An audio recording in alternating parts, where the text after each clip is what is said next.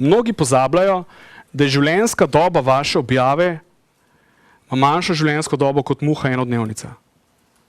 Tisto, kar ste objavili, bo največ interakcij prvo uro. Drugo uro že manj in tako pada po 24 urah, redko kdo še najde vaš post in reagira. In v prvi uri, kar boste naredili v prvi uri.